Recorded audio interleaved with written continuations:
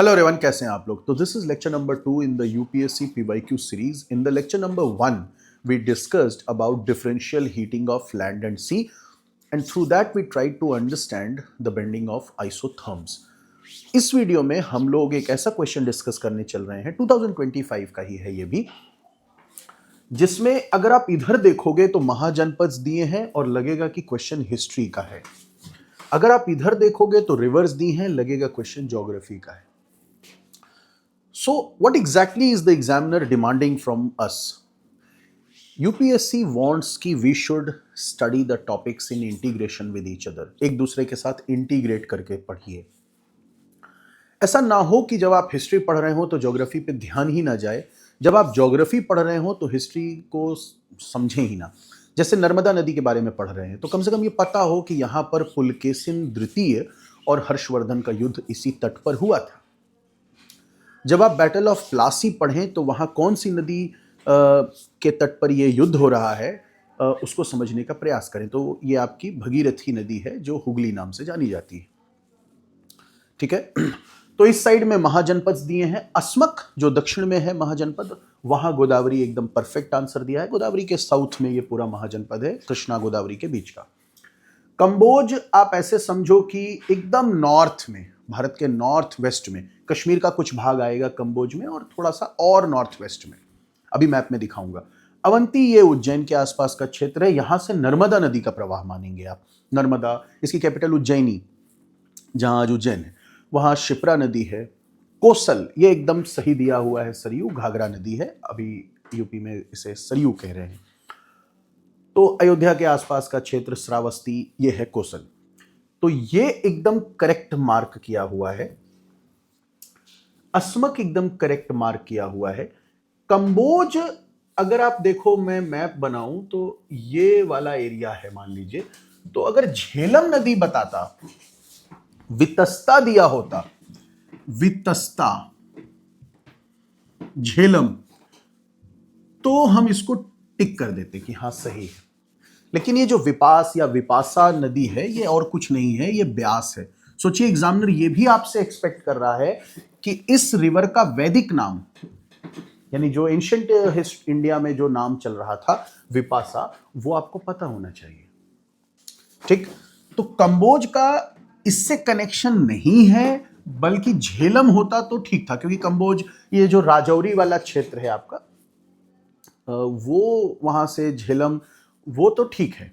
पर ब्यास रिवर तो हिमाचल से रोहतांग पास से निकलकर पंजाब जाती है और पंजाब में सतलज में मिल जाती है और पाकिस्तान भी नहीं जाती आज। तो ये रिवर का इससे कनेक्शन सही नहीं है। अवंती महानदी से कैसे कनेक्ट हो सकती है? महानदी तो दंडकारण्य क्षेत्र है छत्तीसगढ़ का, वहां से निकलकर उड़ीसा होते हुए बे ऑफ बंगाल जा रही है। तो ये भी गलत है। तो सही आंसर क्या होगा? एक और क्वेश्चन अगर आप डिस्कस करो पहले, अच्छा ये काम करते हैं, इसको एक बार मैप में देख लेते हैं। देखिए, ये वाला क्षेत्र है आपका जिसको आप कंबोज कह रहे हैं, ये है कंबोज। और आपकी सतलज यहां कहीं से आ रही है, ये सतलज ब्यास ये क्षेत्र है, ठीक है ना। तो उसको मतलब कैसे एग्जामिनर कनेक्ट किया, क्यों लिखा, तो सीधी सी बात है, आपको कंफ्यूज करने के लिए लिखा। ये आपका अवंती वाला क्षेत्र है, ये नर्मदा है, शिप्रा है, ये आपकी ऐसे महानदी जा रही है, इनका कनेक्शन नहीं है। तो ये दो आपके रॉन्ग मैच थे। एक बार अगर इंडिया के मैप में देख लें हम लोग रियल में, कुछ और क्लैरिटी बन सकती है। हाँ, ये देखिए, ये वाला क्षेत्र है आपका कंबोज वाला, ये है कंबोज। ये आपका गंधार वाला क्षेत्र है, ठीक है। ये कुरुक्षेत्र है, ये पांचाल है, ये आपका कौशल है, वत्स है ना।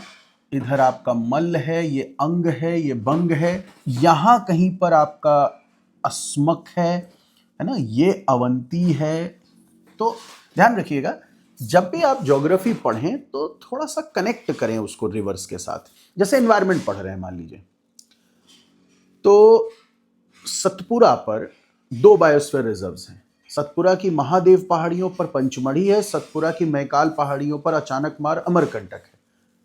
अब अगर आप केवल बायोस्फीयर रिजर्व पढ़ के गए और ये कनेक्ट नहीं किए कि ये किस हिल पर है, किस रेंज पर है, तो वहीं पर एग्जामिनर आपको टेस्ट कर लेगा।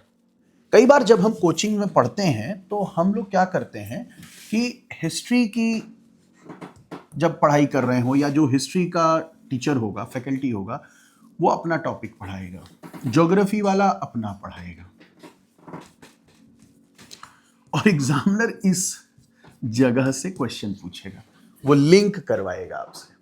ठीक है, तो try to develop this habit of linking the topic, और ये तब होगा जब आप मल्टीपल रिविजन्स करोगे किसी भी टॉपिक का, तभी आप उसको बाकी सब्जेक्ट्स के साथ इंटीग्रेट कर पाओगे। एक और क्वेश्चन यूपीएससी का आया था 2014 में आई थिंक, और इस क्वेश्चन को अगर आप देखो तो उसी तरह का क्वेश्चन है, हिस्ट्री ज्योग्राफी लिंक करवा रहा है एग्जामिनर। क्या कह रहा है? Who of the following founded a new city on the south bank of a tributary to river Krishna and undertook to rule his new kingdom as the agent of a deity to whom all the land south of the river Krishna was supposed to belong. मतलब ये कृष्णा है और उसके south का land, Krishna के south का जो पूरा टेरिटरी है वो इस किंगडम का क्षेत्र है। साउथ का इसलिए बताया क्योंकि नॉर्थ से भी एक बड़ी इंपॉर्टेंट रिवर है भीमा आकर मिलती है कृष्णा में, इधर से तुंगभद्रा आकर मिलती है। तो आप कंफ्यूज ना हो जाओ कि किस ट्रिब्यूटरी टू रिवर कृष्णा की बात की जा रही है एग्जाम में, तो वो आपसे खुद बता रहा है कि वो टेरिटरी जो भी किंगडम है उसकी टेरिटरी कृष्णा के साउथ में है। मतलब ये जिस सिटी को फाउंड करने की बात कर रहा है और जिस ट्रिब्यूटरी पर है वो साउथ से आकर कृष्णा में मिल रही है, और वो रिवर कौन सी है? तुंगभद्रा। इसके बैंक पर कौन सी सिटी है? हम्पी। हम्पी के आज भी वहां हालांकि स्थिति काफी जर्जर हो चुकी है, उस पर आक्रमण भी हुए, लेकिन यूनेस्को के वर्ल्ड हेरिटेज साइट में हम्पी के मॉन्यूमेंट्स हैं। तो ये किस सिटी की बात हो रही है? हम्पी। और ये किस किंगडम की बात हो रही है? तुंगभद्रा, जिसकी लाइफलाइन की जैसी है विजयनगर। किसने फाउंड किया ये पूछा है एग्जामिनर ने, नदी और सिटी नहीं पूछा है, ना ही किंगडम पूछा है विजयनगर, ना विजयनगर पूछा, ना ये रिवर पूछा, ना सिटी पूछा, पूछा कि इसको फाउंड कौन किया है। तो हरिहर और बुक्का दो भाई थे, करेक्ट आंसर कौन है? हरिहर। ठीक है, तो दो क्वेश्चन मैंने आपको आज इस लेक्चर में, इस वीडियो में दिया, जिसमें हिस्ट्री और ज्योग्राफी को लिंक करवाया है एग्जामिनर ने। कोशिश करिए कि इसी अप्रोच से पढ़ाई करिए, टॉपिक को एक बार पढ़िए, फिर रिवाइज करिए, फिर किसी और सब्जेक्ट के साथ कैसे लिंक किया जा सकता है समझें, तो एग्जाम निकलने की प्रोबेबिलिटी इंक्रीज हो जाएगी। Thank you so much.